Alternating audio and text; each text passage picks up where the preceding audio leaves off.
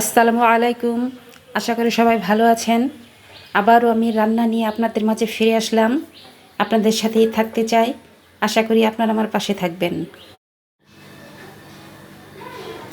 আজ রান্না করছি সবজি আর মুগ ডাল দিয়ে স্পেশাল খিচুড়ি, সাথে মুরগির মাংস। প্রথমেই আমি খিচুড়ির জন্য সবজিগুলো হালকা ভেজে নিচ্ছি। তেলের মধ্যে অল্প পরিমাণে হলুদ দিয়ে আমি সবজিগুলো ভেজে নিচ্ছি। এখানে আছে ঝিঙ্গা, পেঁপে, আলু, অল্প বেগুনও আছে, কিন্তু এইসব খিচুড়িতে বেগুনটা না দেওয়াই ভালো। আমার সামনে একটা ছিল তাই দিয়েছি, বেগুনটা দিলে তেমন ভালো যায় না। এখন আমি অন্য চুলায় অন্য হাঁড়িতে খিচুড়িটা রান্না শুরু করব। হাঁড়িতে তেল দিয়ে দিলাম, দারুচিনি, তেজপাতা, এলাচ, লং, গোলমরিচ সব দিয়ে দিলাম।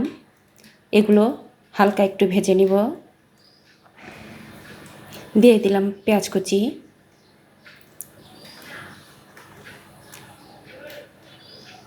হালকা ভেজে নিব।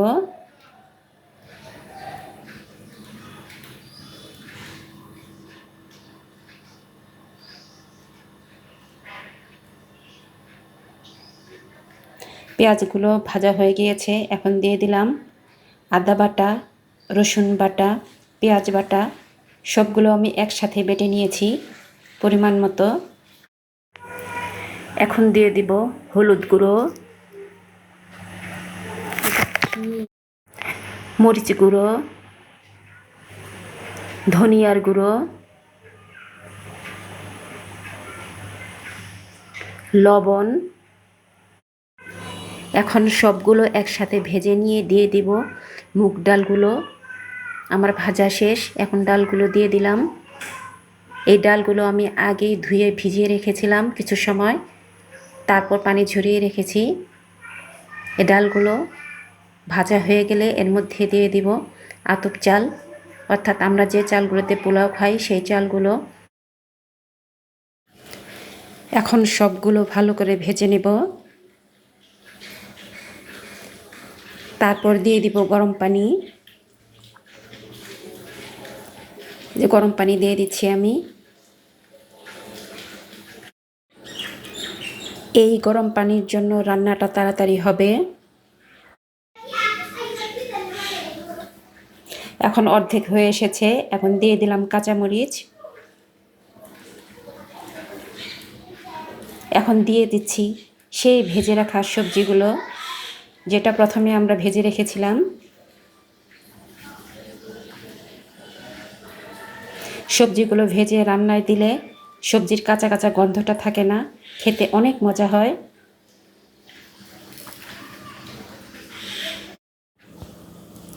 এখন উল্টে পাল্টে সবগুলো ভালো করে মিশিয়ে নিব। খিচুড়ি প্রায় হয়ে আসছে। এখন দিয়ে দিলাম গরম মশলার গুঁড়ো,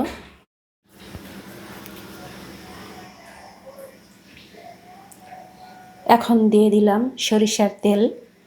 খিচুড়িটা নামানোর আগে আগে এই সরিষার তেল এবং গরম মশলাটা ব্যবহার করলে এর সুন্দর গন্ধটা খিচুড়ির সাথে থেকে যায়, খেতে অনেক মজা লাগে।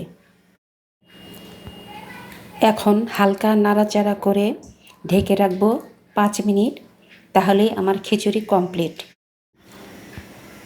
হঠাৎ কারেন্ট চলে যাওয়ায় খিচুড়ি নামানোর ভিডিওটুকু আপনাদের দিতে পারি নাই, সেজন্য দুঃখিত। এদিকে শুরু হয়ে গেছে বৃষ্টি, বলা নেই কওয়া নেই, যখন তখন বৃষ্টি চলে আসছে। অবশ্য বৃষ্টি আমার বেশ ভালোই লাগে। এখন রান্না করব মুরগির মাংস খিচুড়ির সাথে খাওয়ার জন্য। দিয়ে দিলাম সাদা তেল, তেজপাতা, দারুচিনি, লং, গোলমরিচ, এলাচ, ছোট এলাচ বড় এলাচ দুটোই আছে।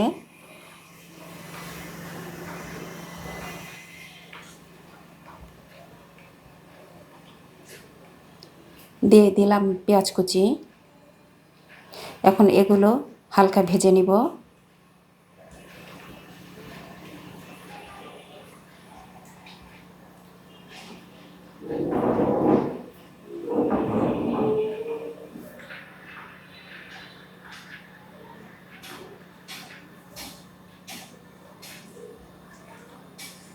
ভাজা হয়ে গিয়েছে। এখন দিয়ে দিব আদা বাটা, রসুন বাটা, পেঁয়াজ বাটা, সবগুলো পরিমাণ মতো করে নিয়ে আমি একসাথে বেটে নিয়েছি, সেটাই এখন দিলাম। সবগুলো মিশিয়ে নিব এখন ভালো করে। এখন দিয়ে দিব মরিচের গুঁড়ো, হলুদের গুঁড়ো,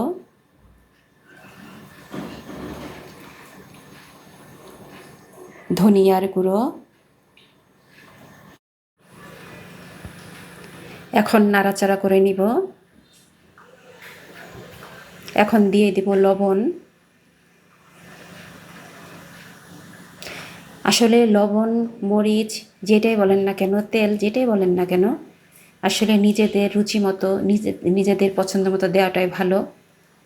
কারণ এক একজনের মুখের রুচি, ইচ্ছা, স্বাদ এক এক রকম। আমি একরকম বলে দিলাম আর সেভাবে আপনি করলেন, কিন্তু আপনার ভালো লাগলো না, সেটা কি হলো? এখন দিয়ে দিলাম মাংসগুলো। মাংসগুলো আমি আগে কেটে খুব ভালো করে ধুয়ে পানি ঝরিয়ে রেখেছিলাম। এখন সবগুলো একসাথে মিশিয়ে নিব। যে কোনো মাংসই পানিতে একটু ভিজিয়ে রাখলে দেখবেন ভিতর থেকে একটা লাল লাল রক্তের মতো বের হয়ে আসে।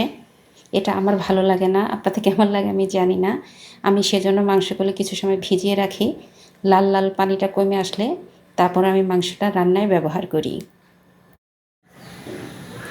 বৃষ্টি ঝরেই চলেছে, দেখা যাক কখন থামে কে জানে। মাংসটা হয়ে আসছে প্রায়। এখন নামানোর আগে আগে দিয়ে দিলাম গরম মশলার গুঁড়া, দিয়ে দিলাম 1 টেবিল চামচ টমেটো সস, যেটা তরকারিতে একটা বাড়তি স্বাদ নিয়ে আসবে। আমি বেশিরভাগ সময় তরকারিতে টমেটো সস ব্যবহার করি, সেটা মাছও হতে পারে, মাংসও হতে পারে, এটা আমার ভালো লাগে। এই সসটা আমি নিজে বানিয়েছি। বৃষ্টি ঝরছে তো ঝরছেই। এইদিকে আমার রান্না শেষ। ভিডিওতে যদি কোথাও কোনো ভুল করে থাকি আপনারা প্লিজ আমাকে ক্ষমা করবেন এবং কমেন্টসে জানাবেন, যাতে আমি ভুলগুলো শুধরে নিতে পারি। আর যদি একটুও ভালো লেগে থাকে তাহলে প্লিজ প্লিজ আমাকে সাবস্ক্রাইব করবেন, লাইক দিবেন। ভিডিওটি দেখার জন্য আপনাদের সবাইকে অনেক অনেক ধন্যবাদ।